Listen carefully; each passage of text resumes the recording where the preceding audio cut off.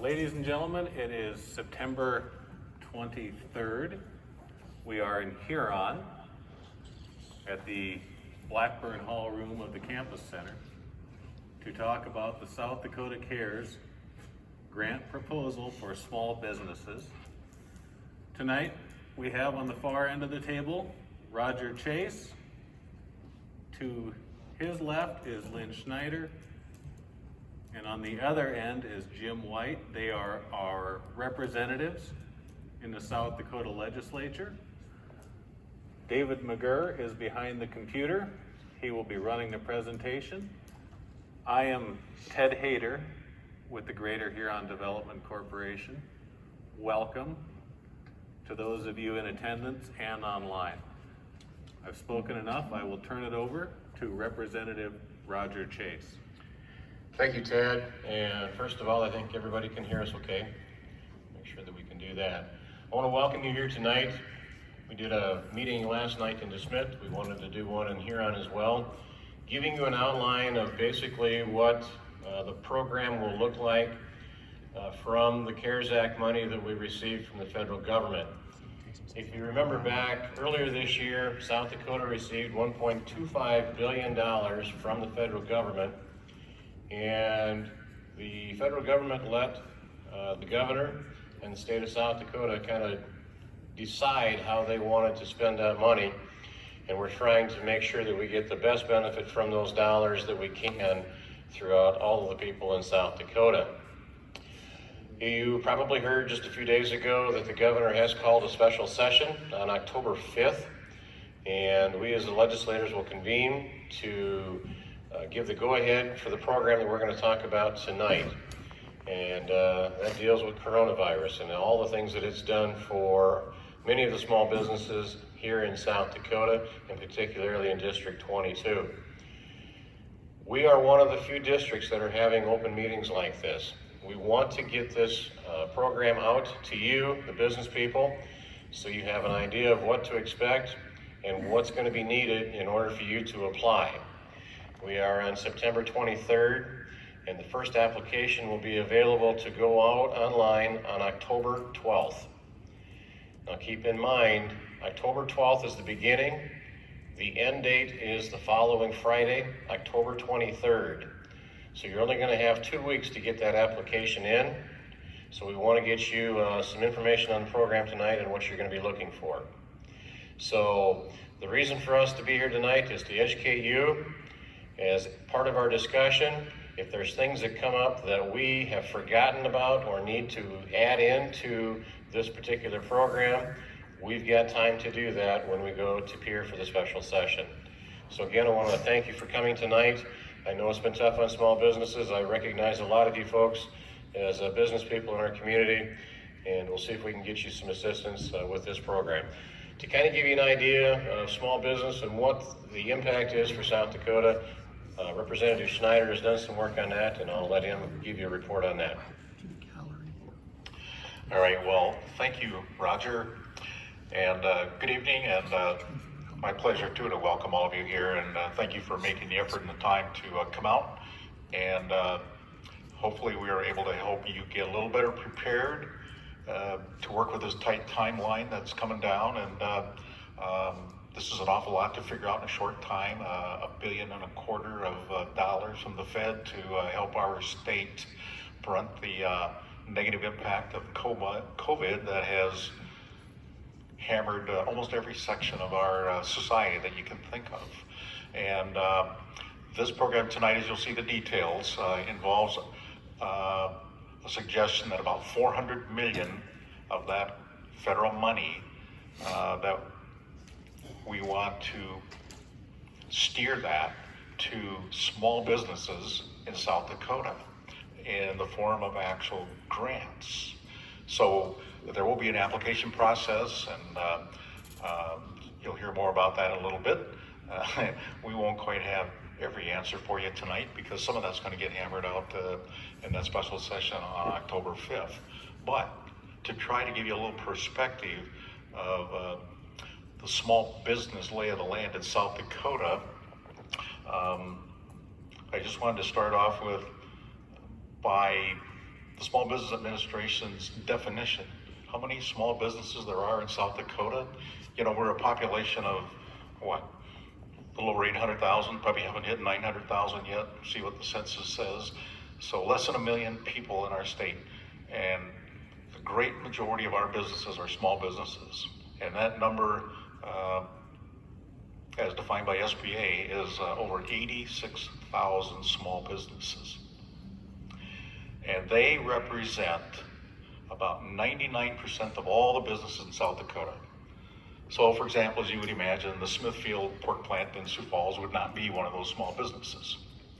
And then on the other hand, the number of employees in South Dakota that are employed by these small businesses also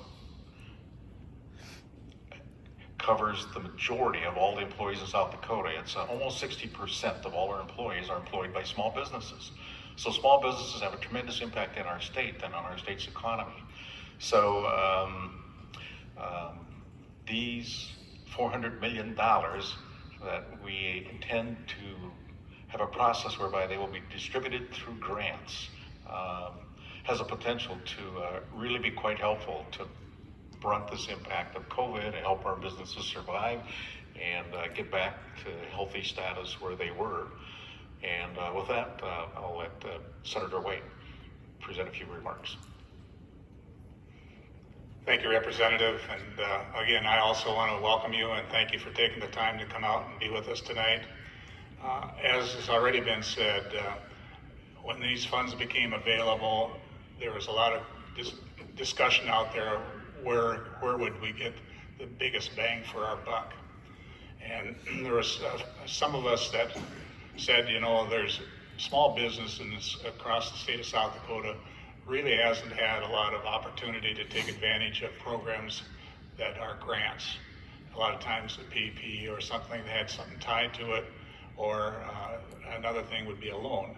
In this particular case, if you had losses sustained more than what you had last year, I mean, you know, your program was less than what it was last year, you're going to be able to probably get some of that back in the form of a grant.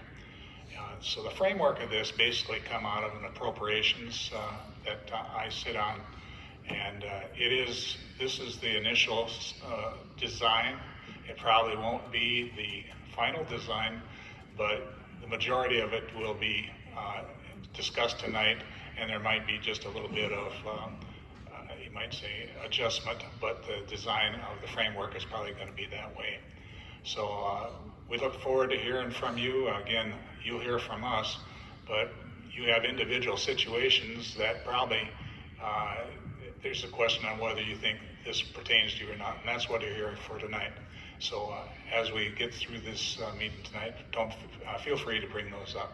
And with that, I'll turn it over to Dave McGurr, who is going to run the projector back here, and we'll be available for questions as we go through it. Thank you. Thank you, Jim.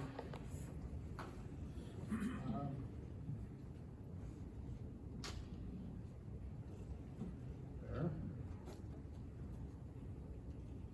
A little bit of computer problem here, but we'll get through it. One thing tonight that we have is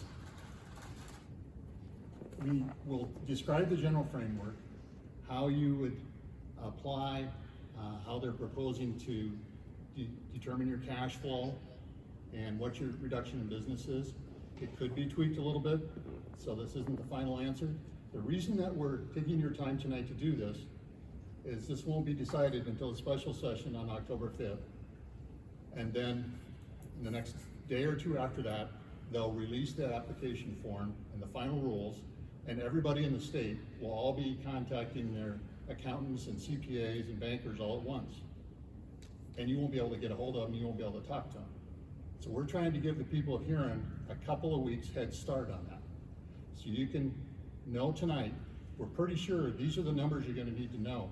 They might tweak a little bit how it affects the outcome, but what they wanna know is what we're gonna look at tonight. So, as they said, $400 million. Now, there's a separate pot of money that's designated for schools, There's a separate pot that they're working on for agriculture and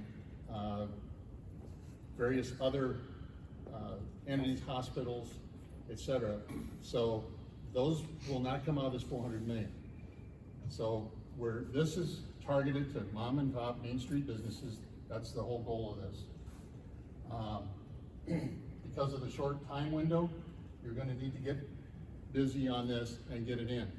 Now, everybody, there's no advantage of turning it in on the first day or the last day, as long as you get it in on time. Once the last deadline closes, the Legislative Research Council is accepting these applications on behalf of the governor, and they will process them, verify them, and determine how many are eligible. So the way they're calculating cash flow is they're going to look at last year. They're going to say your gross income from March to August, so that's just what you sold. And I have copies for those of you that can read small print of these slides here, so you don't need to write everything down. Let's just say, as an example, that you had $1 million in sales, and then you had cash expenses of $750,000. You made principal payments of $25,000, so they do not include that in your cash flow. However, your interest expense is eligible. So you want to include your interest expense, just not your principal payments. And so they come up with a net cash flow of $225,000. Now that number excludes depreciation. Any non-cash cost you can't count, such as amortization, depreciation, those type of expenses, and your accountant will be able to help you with that.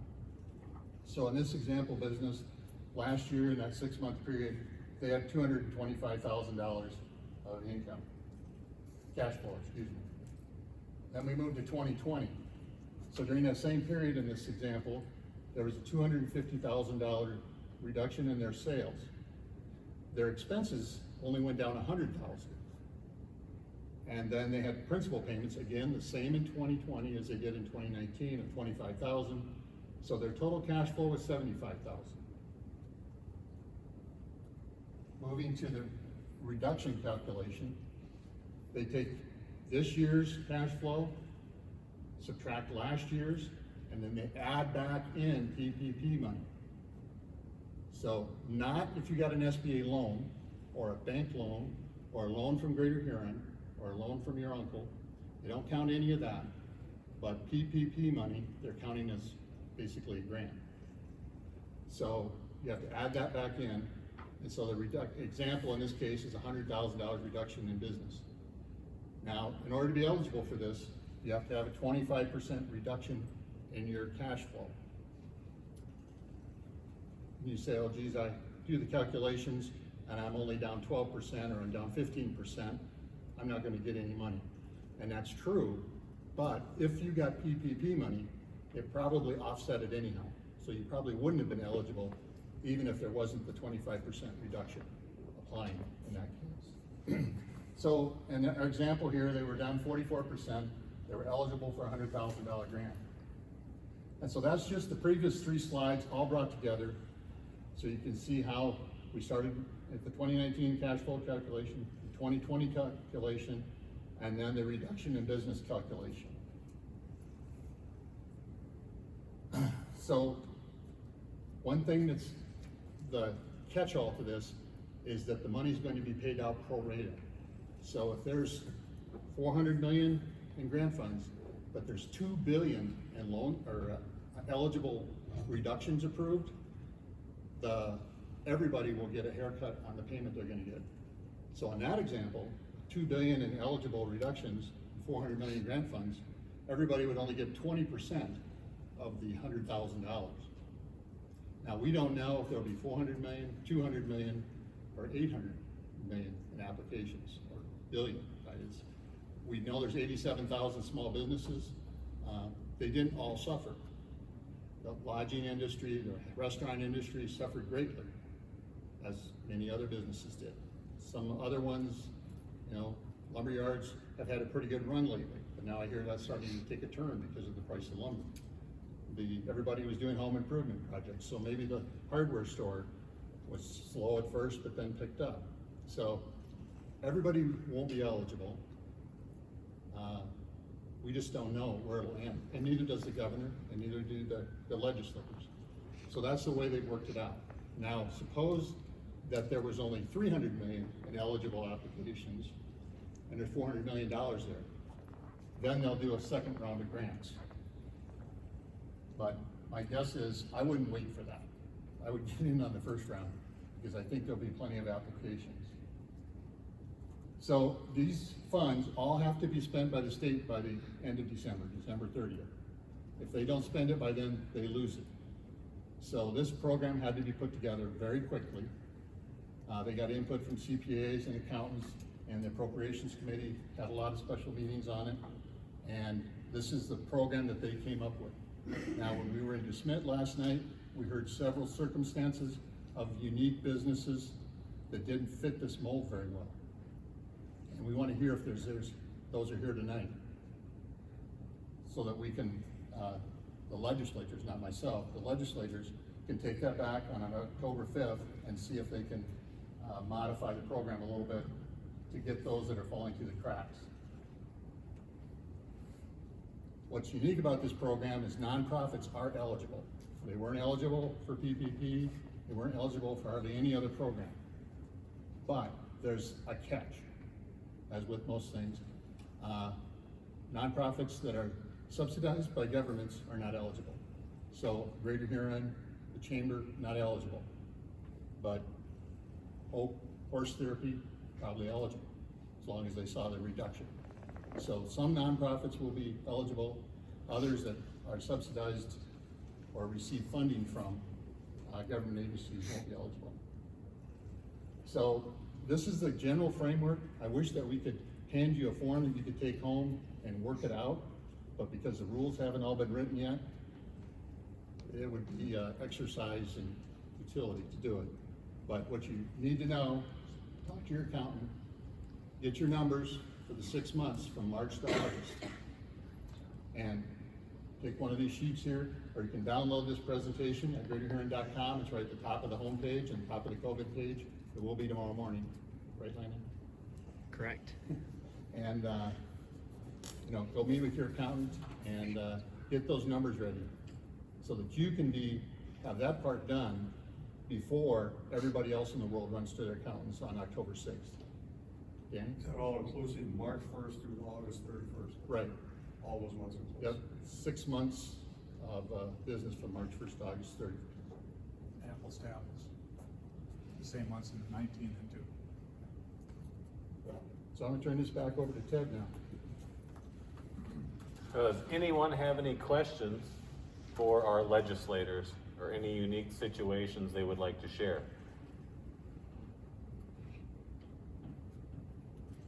The paper said May to August, but now it's March to August.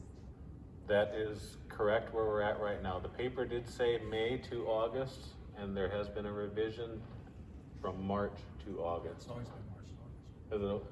It's possible we put it in there wrong. March to August. It did say May in the paper. March is better. Yeah. March to August. We have a question in the back?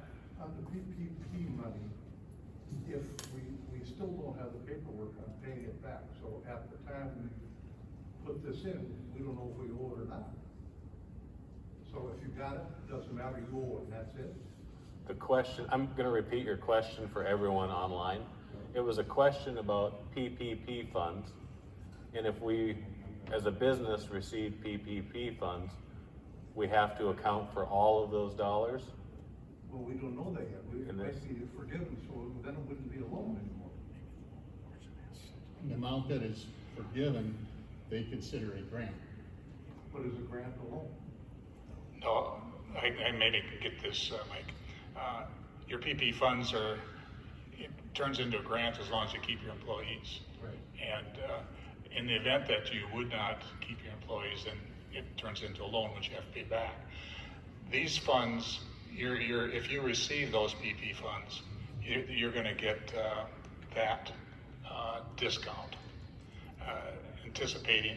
Now, if you don't pay it back and it becomes a loan, I guess I haven't had that question, but I think if you receive the PP funds, you're going to get that discounted from your grant. But then how does the EIDL grant money work? Because when you fill out your PPP loan, the bottom line states our EIDL grant money is deducted from our forgiveness amount. I'm gonna repeat your question, Rhonda. How does that impact the idle portion of the PPP money?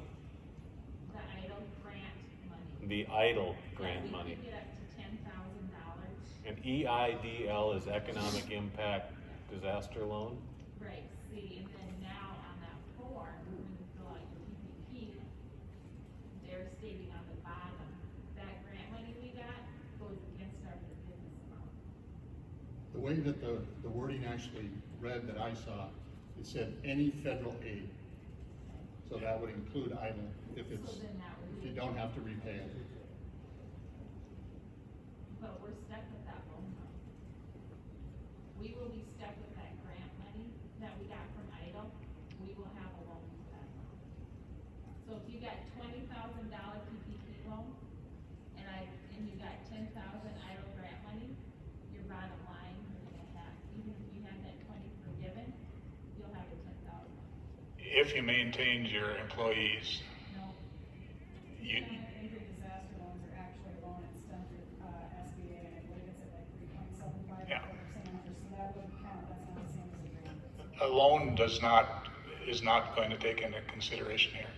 If you receive federal funding, like the PP, and that is considered part of the pandemic expense to upgrade the potential that small businesses have. But a loan, some people got a loan from the GOD. That doesn't come into play. Any loan that you receive doesn't come into play. Only if it's federal funding come from the Rhonda, pandemic. That reduced your PPP money? yeah, that will, every local business, and people don't understand that yet, until they fill out their forgiveness loan. And I talked around, I mean, it's, and so our local banks are gonna be stuck with all them little grant monies, they're gonna be, Maybe we can talk about that afterwards. We'd like to have some information regarding that because we haven't heard that before, and we can follow up with you and get that information. Appreciate you bringing that to light tonight. Question up front? Yes. This is definitely a grant, not a loan. It is grant, that's correct. I received SBA funding as a grant. Am I still eligible for this? Because, you know, we have talked about the PPP, but the SBA, they're two different things. And a grant and a loan are two different things. You got a grant from SBA. To my knowledge, that wasn't pandemic oriented, was it?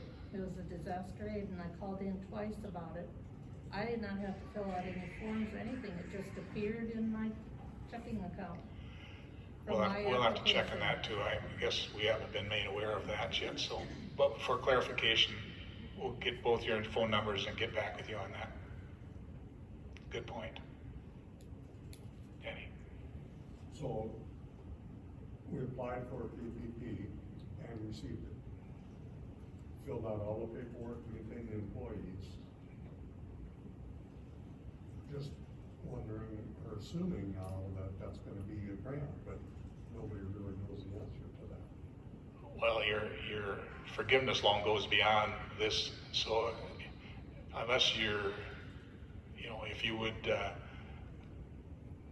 just, you know, if you didn't keep your employees beyond this, I would say there'd probably be some remuneration to turn into a loan, right?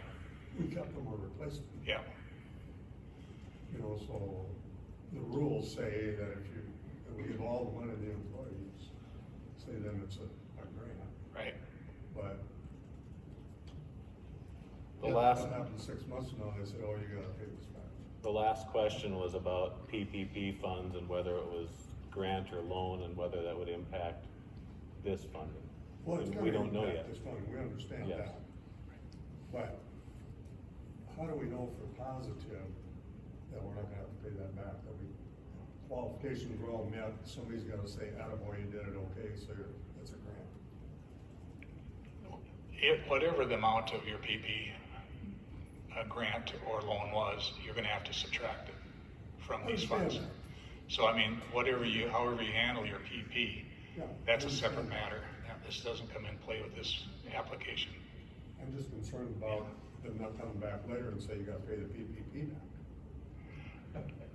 Again, those qualifications are, you know, as standard we for that. know, we It doesn't, should worry about it doesn't come into play here as far as your opportunity to take advantage of this. Yeah. Yes, Does it state what this grant money needs to be directed towards? absolutely not.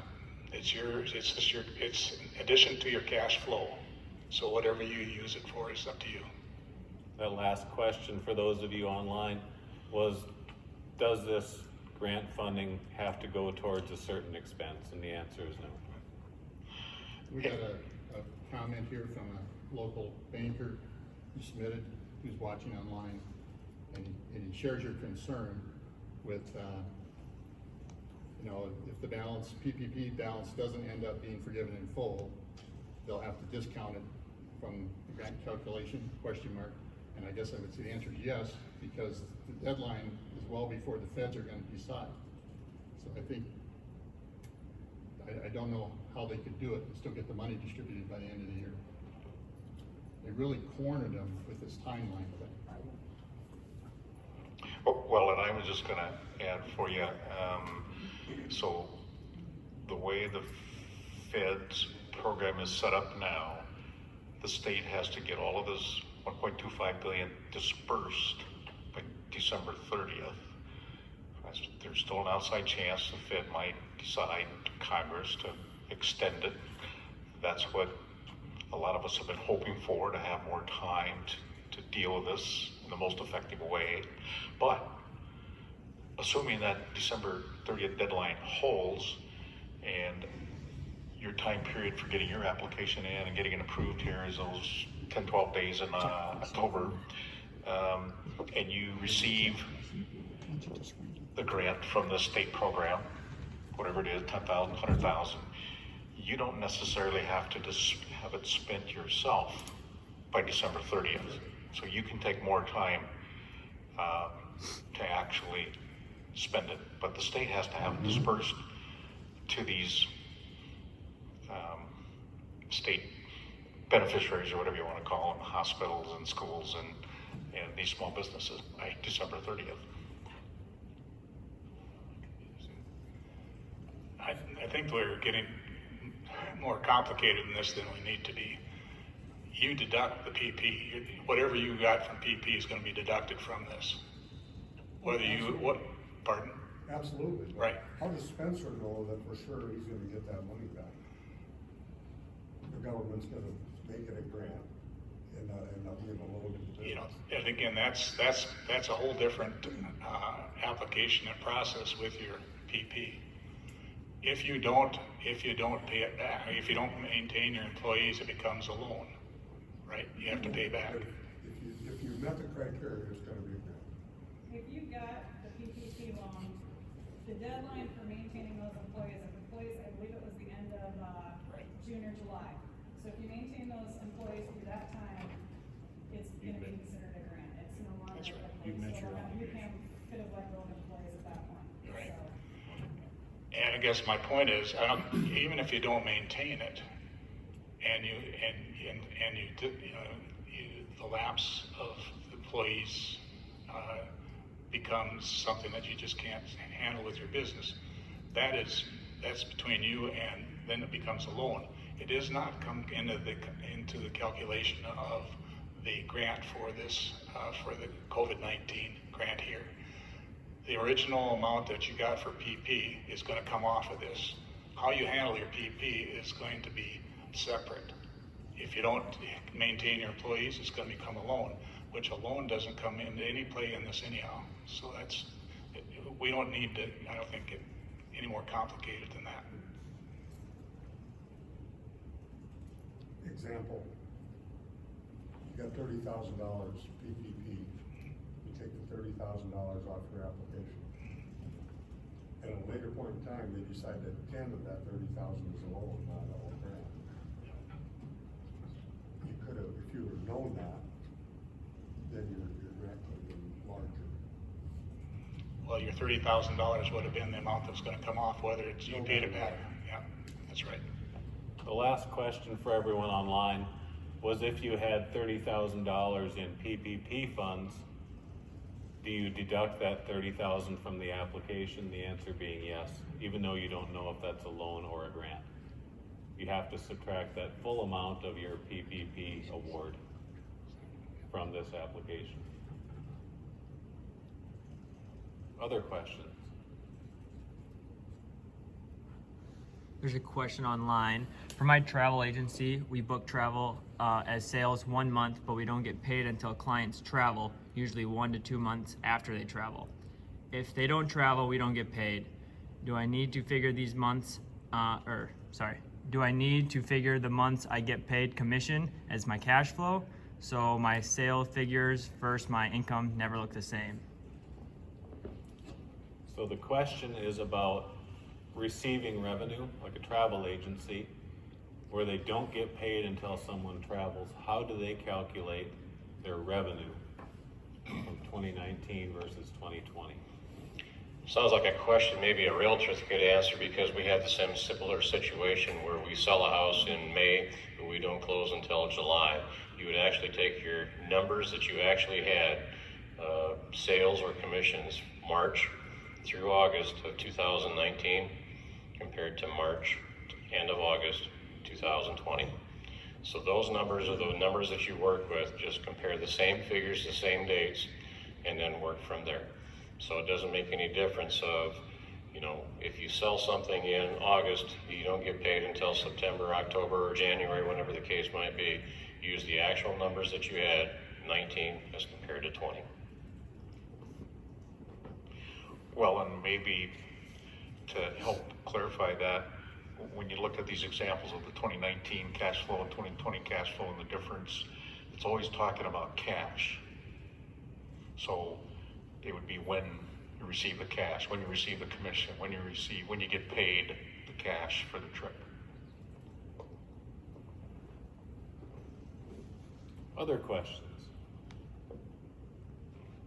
Over here? After the October 5th special session, that's not like this, that's just you guys, will there be another meeting before October 12th for more rules? There are rules that changed? We're going to have on September 30th, our final appropriations designed to this process that we will submit to the session on the 5th. After that session's over, that's the whole session is about asking the governor, do you have spending authority to do that? As soon as that is done, that process then becomes part of the application. However long it takes them to get it, but it will be available online shortly thereafter, because we will have pretty much most of the design put together on September 30th, which will be a public meeting. So we can read online all the black and white rules and what online? So all of the rules that are put out, much with PPP, at Greater Huron, we stay close contact with them. We have them all on our website as soon as they're available, usually the same day.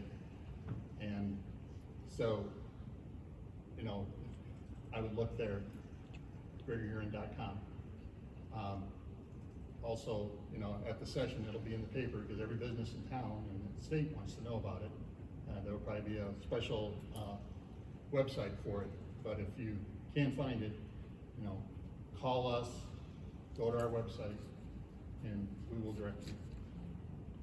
And that last question for everyone online is, where do we find more information after the rules are finalized? And we'll put in a shameless plug for Greater Huron if you go to greaterhuron.com. we will have the information available for you after it is available. So I have a PPP expert here sending me information. You know, they've regularly scaled back the requirements as the program's gone forward, and most accountants are thinking that all will be forgiven, at least on loans that are less than $150,000 automatically. Loans that were PPP loans that were 150 or under represented 87% of all the loans, but only 28% of the loan dollars. So the feds will be focusing on the small number of loans that have a large amount of dollars. That's where they're going to focus their efforts on making sure there's compliance. The small loans, because there's so many of them, the thought process is, the best guess today is that it's 150 or less, it will automatically be forgiven. So that's not the law, but that's what the powers are estimating will happen. That answers my question. Again, I would caution us not to go there until we have the notice that it's done in that way, but it makes a lot of sense that they would do that, and it probably is accurate, but I would say let's wait until we get a final notice that that is what they're doing. One thing I should also point out is that this grant will be taxable. It will be taxable income, because, So is the PPP, right? yep. So, But again, you should have expenses that would offset a major portion of that. Yeah.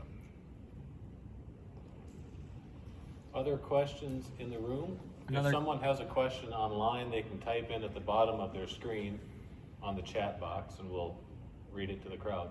A client had 6 months of his SBA loan or monthly payments during COVID suspended, but was notified that he does not have to make those payments up. He doesn't think that it will be added back to his loan either. Would you have to account for that like PPP? I think that's some SBA loans that did the suspension and forgiveness.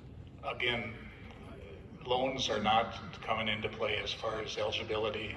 It's only cash flow. In the event that you're paying interest, you know, again, you can't deduct principal, but if you're incurring interest, that is an expense. I think the question is, if the SBA wrote off part of your loan because of COVID, does then that disqualify you? That's a question you're probably gonna have to check with Hughes on. I guess I would have to, that's something I would not be able to answer today. We'll get the name and number and we'll follow up with them. Thank you. Okay. That last question was about SBA forbearance. If you got several months of forgiveness on an SBA loan, does that count against this grant? And the answer at this time is no, because it's a loan. So pretty much every SBA loan that was current got 6 months of forbearance. So this is gonna apply to a lot of people, whatever the decision is. Another thing I want to kind of bring up is that, remember, this is a program, this grant program that we're talking about tonight, the 400 million, is a state program. It's not a federal program. So it's kind of an over here as compared to SBA or PPP over here. We're going to have to get the clarity, and that's another reason why we're going to Pier on October 5th, to get the clarity and make sure that all these questions are answered, so that when we get done on October 5th, we have those things taken care of and those ideas addressed. We had some different ideas from last night, and we're getting more information tonight. And that's one of the main reasons we wanted to have these meetings, is to get these questions out for clarity, so that we can make sure that when October 5th is done, we're ready to hit that application time frame and run with it, and not have any questions at that later time. So good questions tonight, good comments, and things that we'll be addressing. Other questions in the room or online?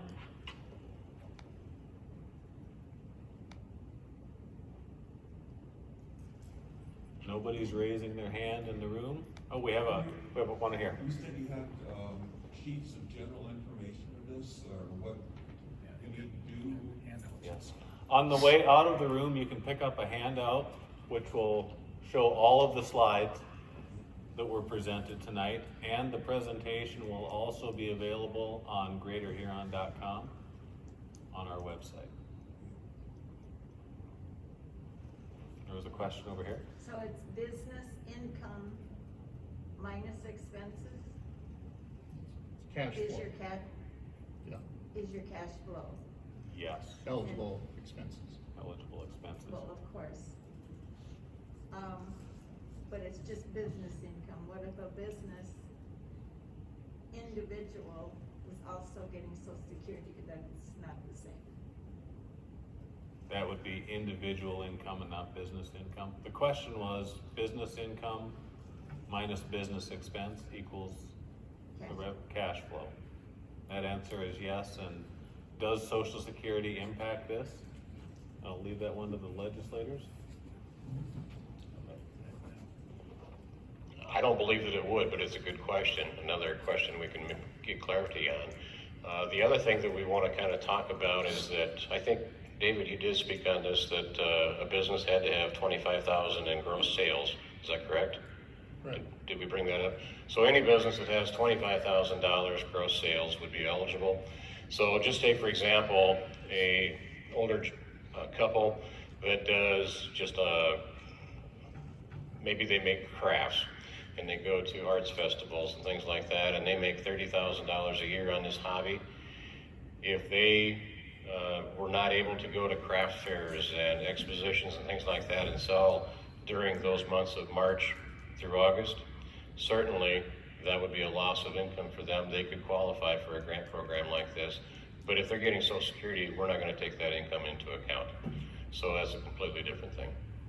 And is that $25,000 income for the year 2019? Total revenue for the business, is that 2019? Yes, we got it. Okay, thank you. The other thing is that it's not 25,000 in profit, it's 25,000 in sales. So if you have a small business and you did 25,000 in sales, you might have made 1,000 or 5,000, or you might have lost 2,000, I don't know.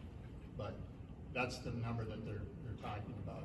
It's not how much profit you made, it's what your sales were. One more addition to that, we've had a lot of input and inquiries about the possibility of lowering that 25,000 sales. That will be something that's discussed, as smaller businesses, and that's what this is about.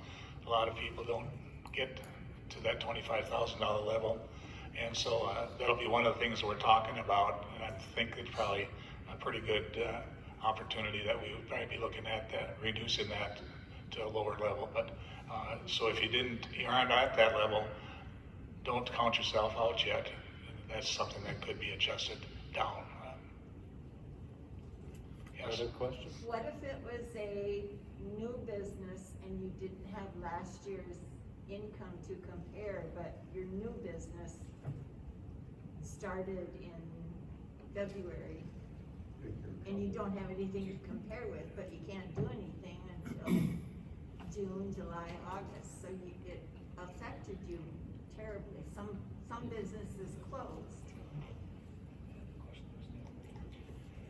Sometimes life just isn't fair. If there's no numbers to compare it to from from March through August of 19, then there's no way that we can identify the loss of income for 2020. And we had a situation last night where we had a company, it's actually in Lake Preston, they had a major fire in November of 2018. So their income was down significantly because they were in a small makeshift building in Lake Preston.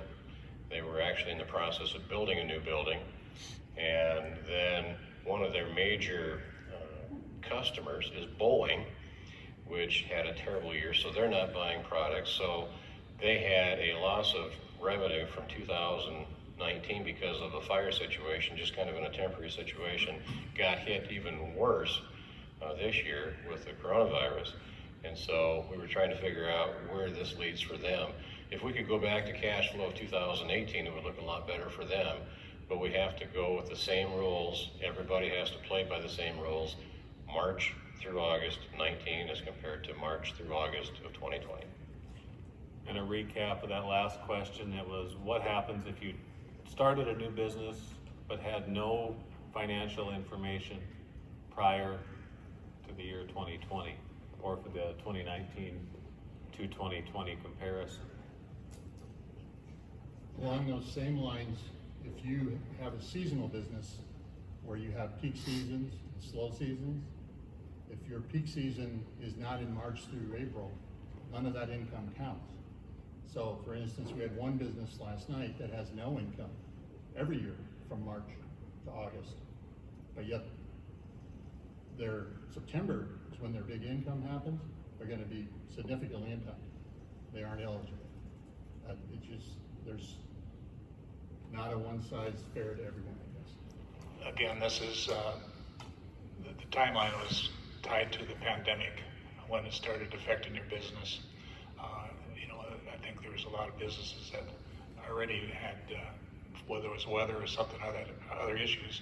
We had a business last night come to us and said they bought a business in November last year.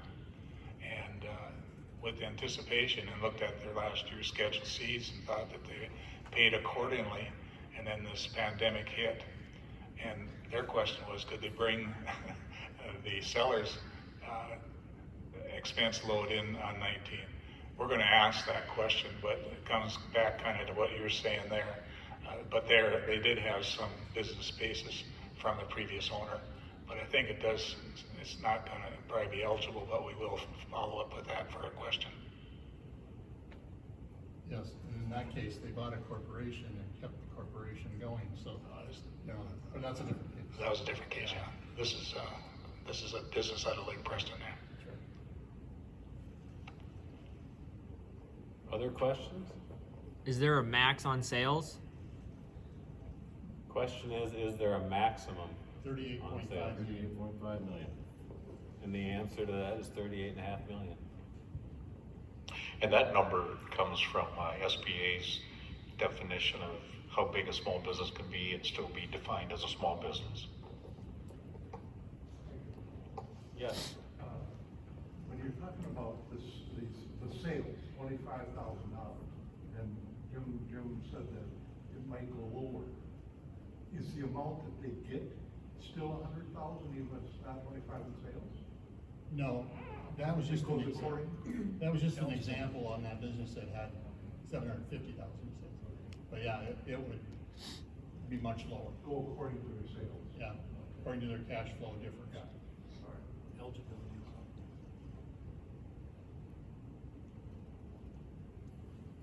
Other questions?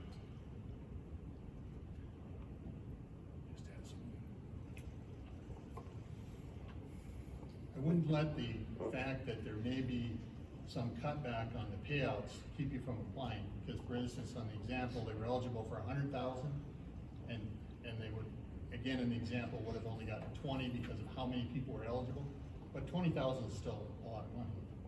And, so I would encourage everybody to apply, run the numbers, see if they fit your business.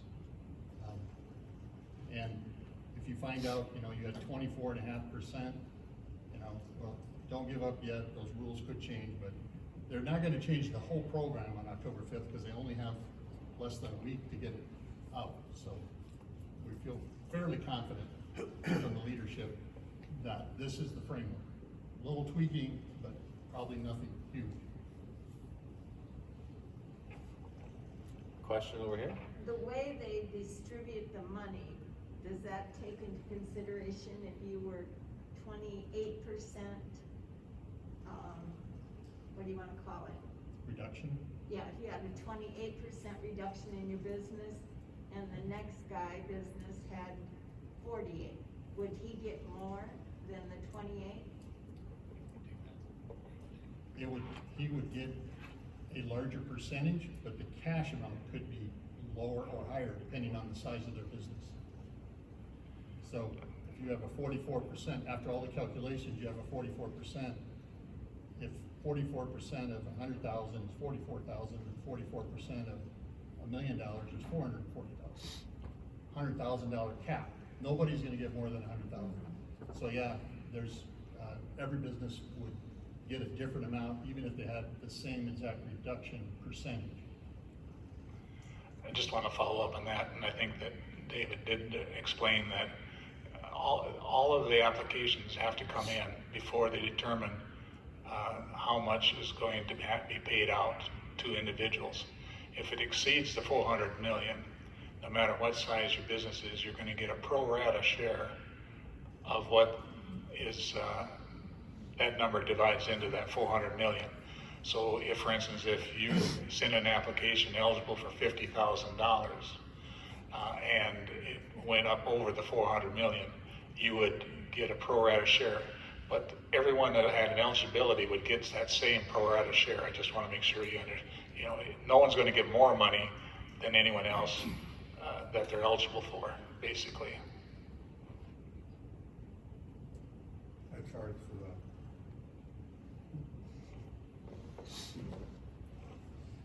Other questions?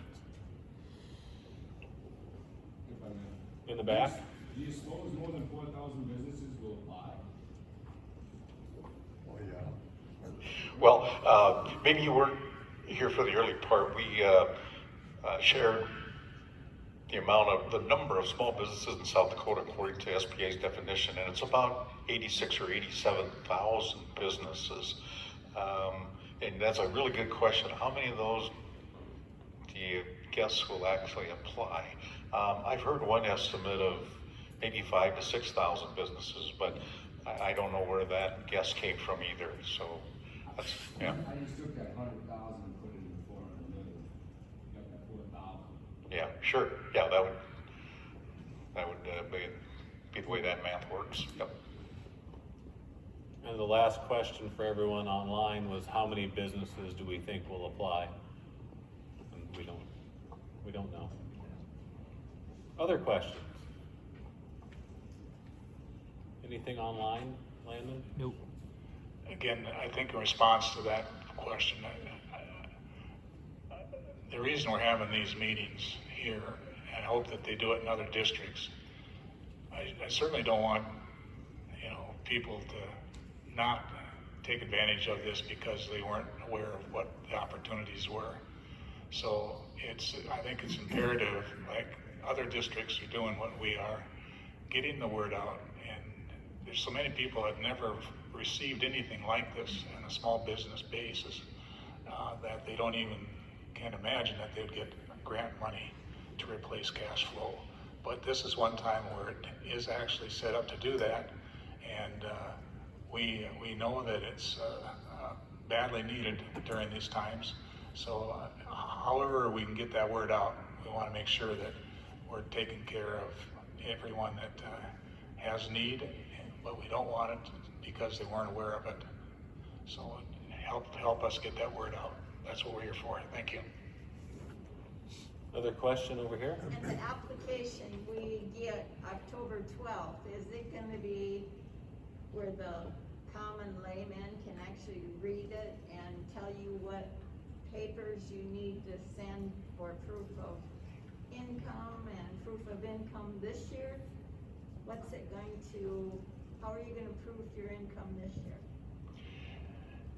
What we're requesting or suggesting, work with your accountant who fills out your taxes. Another valuable resource would be your lender that you work with on a day-to-day basis. Have them assist you with this program. The one thing I want to emphasize, folks, is that the information that you submit on the application is verifiable and provable. I don't know what kind of follow-up auditing may occur, if they'll do random audits to verify the numbers on your application are what matches your tax returns at a later time. I don't know how they're going to verify that, but what we want to make sure is that don't put fictitious numbers in there. Be true, be honest, work with your lender, work with your accountant, come up with the information so it's verifiable and everything is factual as you put it on that application. Another thing that I wanted to point out is last night we were in DeSmet, and we had a bigger crowd in DeSmet because last night was the first meeting anywhere in the state of South Dakota this has happened. And we had people from outside of District 22. Matter of fact, we had them from Sioux Falls, we had them from Clark, because all accountants, and most of those were accountants, they came last night to hear more about this program because they realize they're going to be called upon to help verify this information. And so they were, excited to see that somebody was doing some outreach with legislators to get information to the small businesses. And every town has a small business, whether it's a welding shop, whether it's a concrete business, whether it's a trucking firm, a restaurant, a bar, you name it, every community has small businesses. And so we want to make sure that particularly ones in District 22 get their fair share. So we want you to have that head start, and so be starting to put the information together that's on the slides and be ready to go. And we'll do the final tweaking on the 5th of October. And the last question was, will I be able to fill this application out myself, or do I need help? And I guess that depends on how involved you are with the financials of your business and how accessible your information is for March to August of 2019 versus March to August of 2020. Other questions?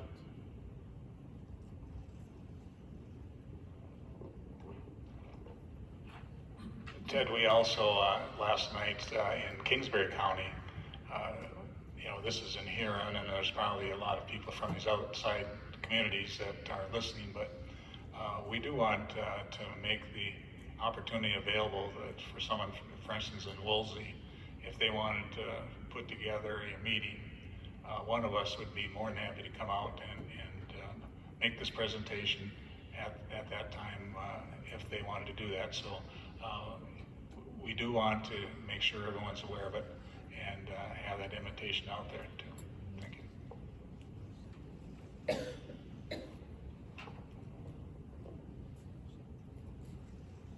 No more questions online, Landon? Nope. Any questions in the room?